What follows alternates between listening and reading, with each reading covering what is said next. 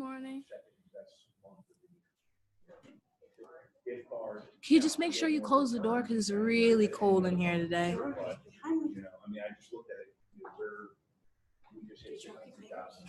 Yeah, they're in the kitchen. Yeah, they are.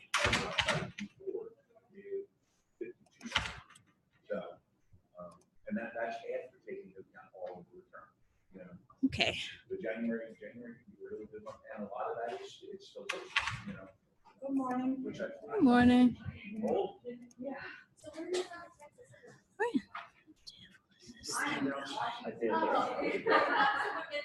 Somebody didn't tell me before I said. I mean,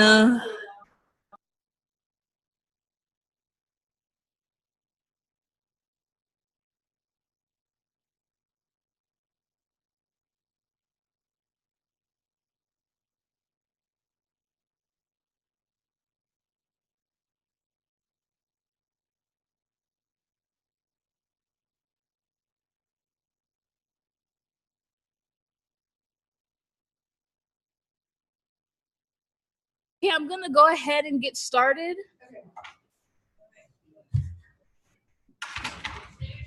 Exactly. So it is freezing cold in here today. So if you could keep the door closed, that would be fantastic. At the end of the day, I have some surveys for you guys to fill out.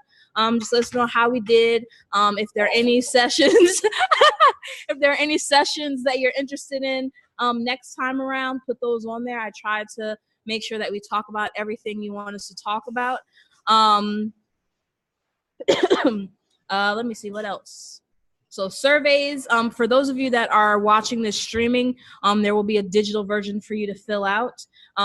Next time around, so for February, make sure that you fill out the survey with the topics on there, because this is what the schedule was actually made off of.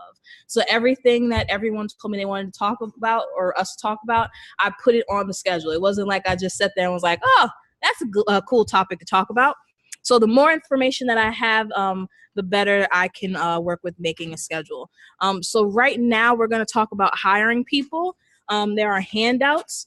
For those of you that are watching streaming, I posted all of the handouts in the ACE Active Mastermind Facebook group. So if you go to the ACE Active Mastermind, let me close out all of Sam's conversations. All of the handouts that I'll be talking about today are on this page right here. So this one is right there. I'll also be sending all of these out in the newsletter next week. Hopefully it'll go out on Monday, but the way that things are looking, it may not get out till midway, end of the week. So let's get started with hiring people. So later on, I'm going to talk about virtual assistants. So right now, I'm just going to talk about hiring people onto your staff. So definitely hiring people and outsourcing can be just what you need to help you grow and get to that next level in your business. If you're kind of stagnant, you might want to think about that, taking that step in your business. As a one person, you can only do so much yourself. You can't do everything. As you can see within ACE, when Sam started this business, he did mostly everything. But there is not a whole lot that he does with the day-to-day, because he has all of us here to kind of take care of that. Sam actually isn't in the office right now, but as you can see, we're holding the in-office visits. Everything is organized because he has the right people in place to take care of everything. Like, I'm not sitting back in my cubicle with my feet up like, I don't care. So hiring people, and definitely hiring the right people, are going to help you get to where you need in your business. So the first step is, people say, I have no idea where to start. I don't even know where to look. I have no idea where to go. What does that look like? So the first thing is reach out in your community and see what resources that you can tap into. So if you're part of a religious community, or a college is nearby, or a school, you have kids. People put their kids to work. They put their family members to work. and pay them with pizza and just the fact that I keep a roof over your head. So definitely tap into the resources that you have first, so that you don't have to go to these other places. So kind of ask around in your community who's looking for a job, how can I help this person, and see where you can go with that first. The next thing that you can do is use Indeed.com, which is what we use to find people. I actually came from Indeed. Irene came from Indeed. I think that Jay did as well. Ike, did you come from Indeed?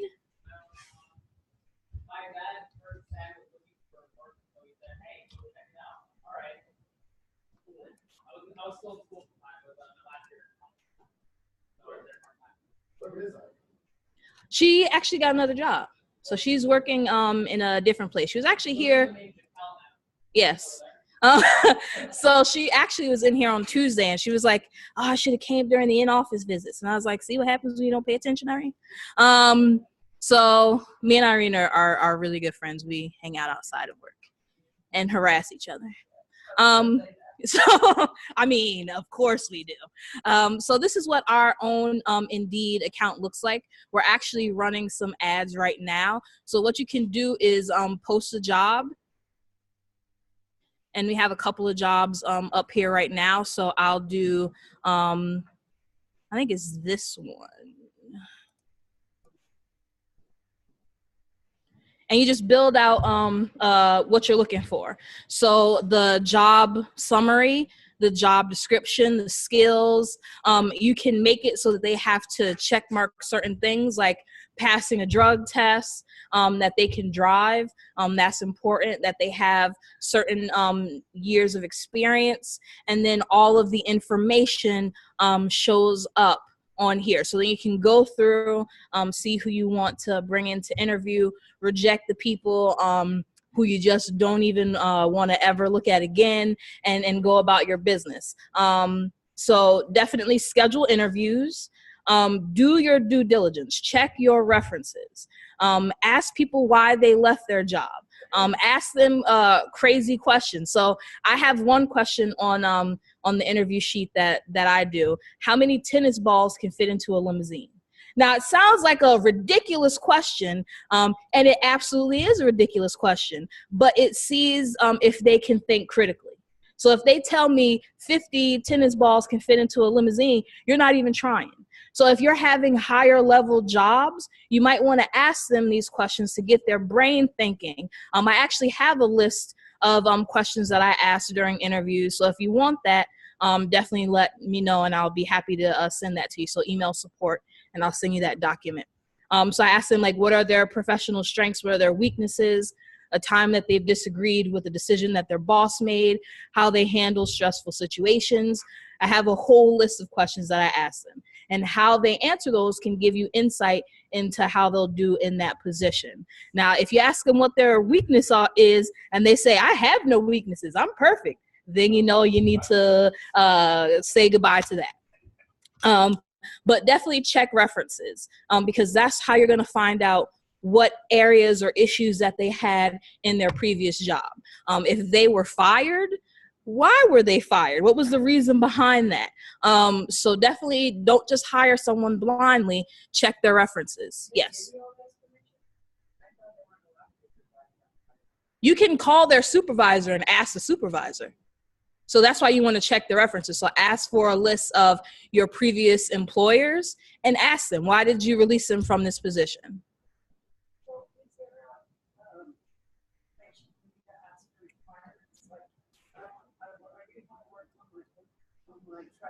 Mm-hmm. Mm-hmm. So Excel, ask them if they have experience with Excel. Whatever program that you're using, ask them if they have experience working with that program. For bookkeeping, I'd say like 3 or 4 years experience. For record keeping, it depends on where they've worked, what their history looks like.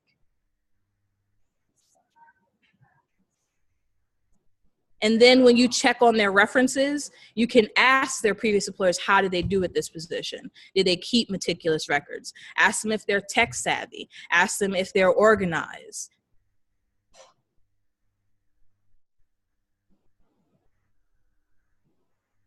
So think about some of those features when you're thinking about hiring people. The next thing, and this is really important, is think about how the person is going to fit into the culture of your business.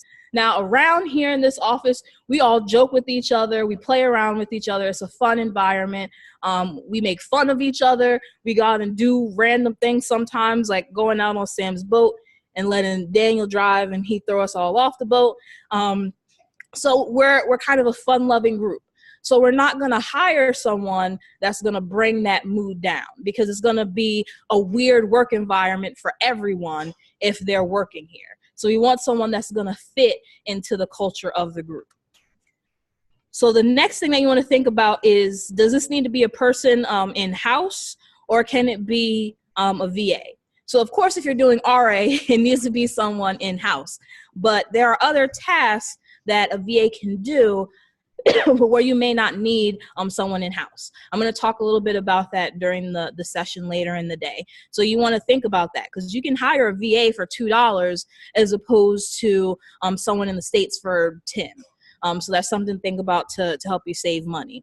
Is this position full-time? Is it part-time? So think about what those roles are going to be. Some people hire people to come in and prep for them, but they only need them a couple days a week.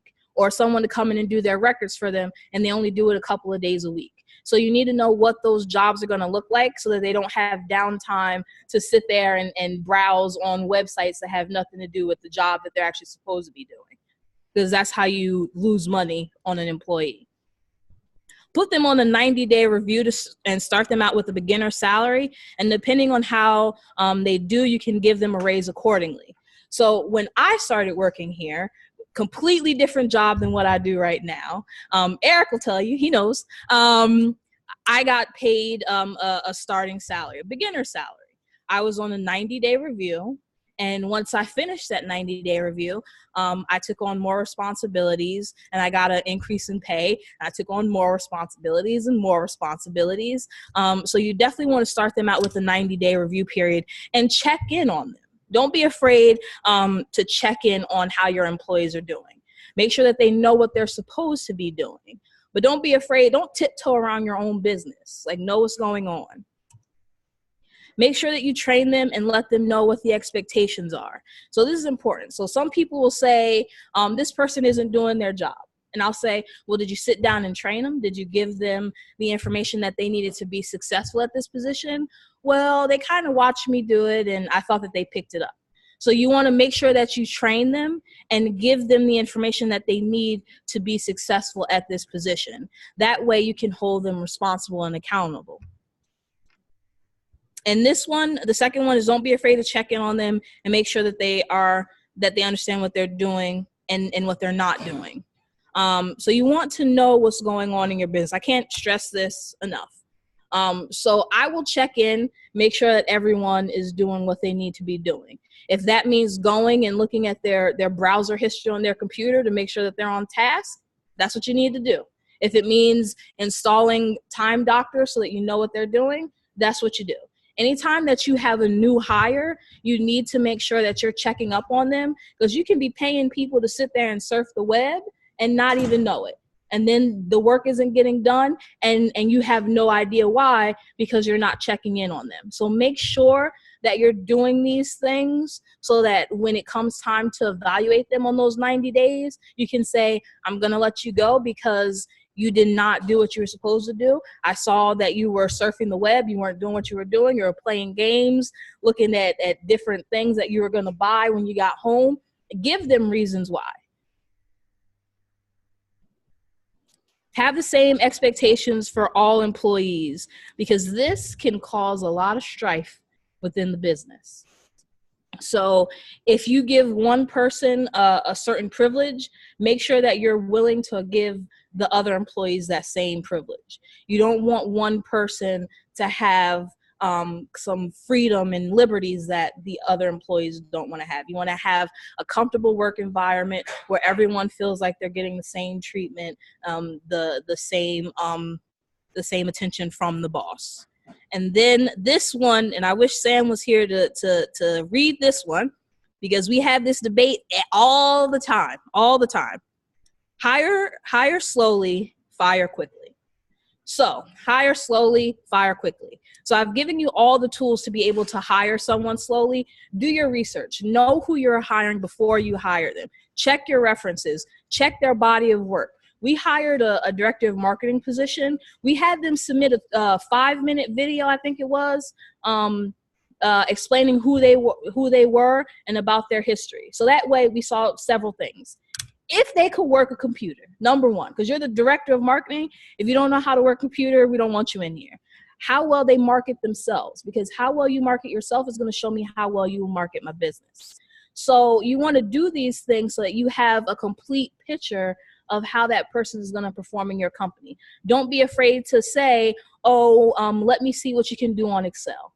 Let me see what you can do here, so that you know what their job looks like and what their abilities look like before you bring them in. Check the references. I can't stress that enough. And then fire quickly.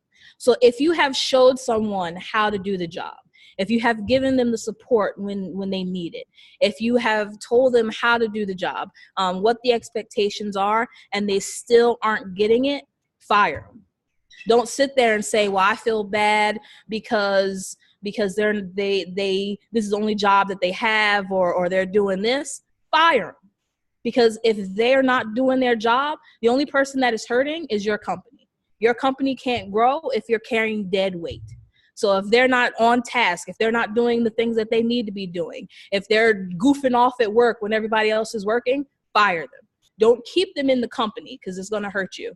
Now, we get this in the Facebook group all the time. People say, I've hired someone, they're not getting it, they're not understanding it. That's not the right job for them. So you can either see if there's another place in the company where they will fit in, or you have to let them go. You can't carry dead weight around in your company. Does anyone have any questions that you starting with? So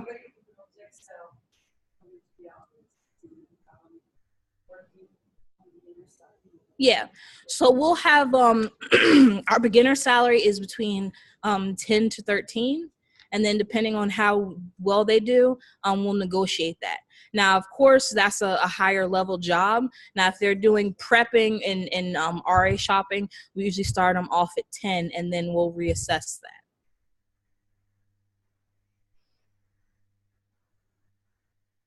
Are there any other questions? Ike, are there any questions in the Facebook? Okay. Mm-hmm. Do you have to pay for? You do. Actually, I'm trying to think.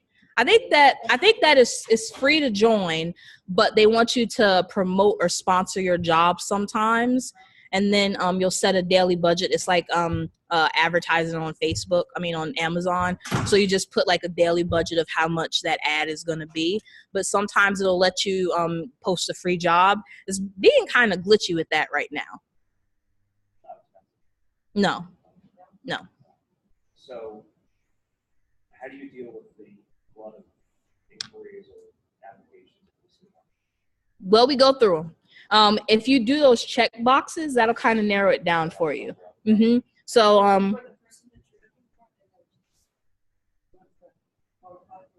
well, you can see if they meet your requirements. So on here, and I can't show you because it's people's information, of course. But on ours, we ask for, can you drive? How much experience do you have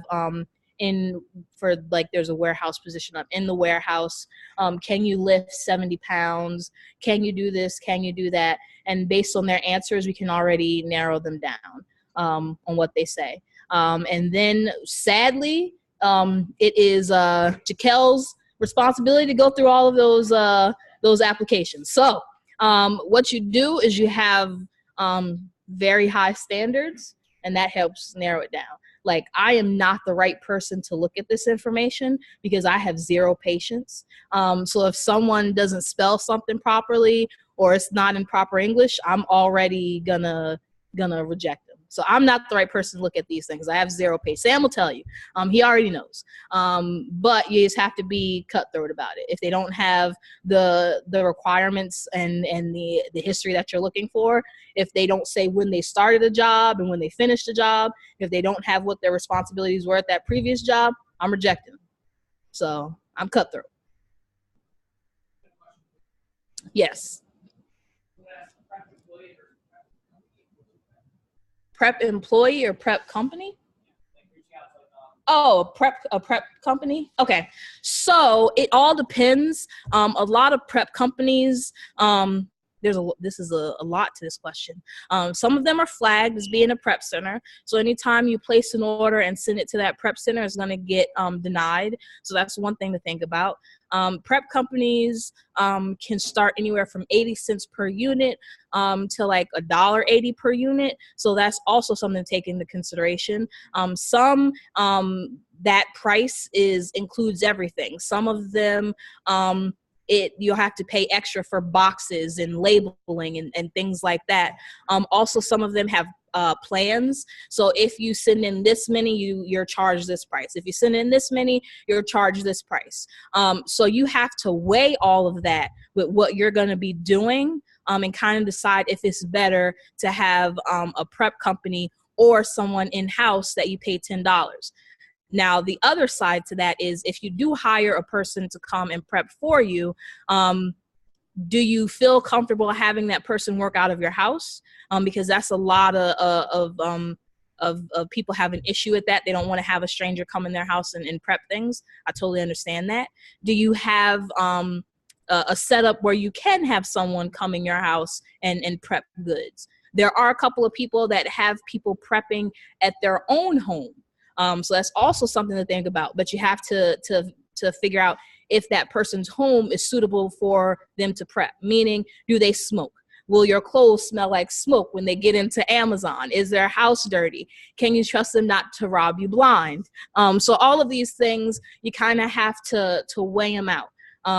Do you do enough volume to pay for a prep company? Can you find one that's affordable? And can you fit that into your budget? Or is it cheaper to just pay someone $10 an hour and have them prep those goods for you? So it's not something that I can say definitely for any person's business. It's something that you have to kind of weigh on your own. Hope that answered that person's question. We do actually have a list of possible prep centers that you can use. So if you are looking at a prep center, you're trying to find one, send an email to support and I'll be happy to give you a list of the companies that we recommend, and it'll have their pricing on there to see what that looks like. Are there any other questions? All right. Yes. Since they're in your warehouse, like, is there like, I was supposed to like check their bags, if you want out the merchandise, so how do y'all deal with that? Because I have a lot of people get it. Mm-hmm. Yeah. So keeping track of your inventory will definitely help with that, knowing what's coming in, what's going out. Personally, ourselves, we don't check because we hire on people that we trust. Sylvia and Pablo and Abraham have been working in our warehouse for a while now. We trust them. Sylvia used to watch Sam's kids. So she's kind of there and she knows what's going on. That's another thing. You want to hire people that know what's going on in the business. So if you have someone that is looking out for your business, they're going to let you know when things aren't the way that they're supposed to be. But we don't check people's bags. There has to be that level of trust. And if it's not, fire them 100% right away. Are there any other questions, guys? All right, so Ike is gonna talk next about some inventory lab reports.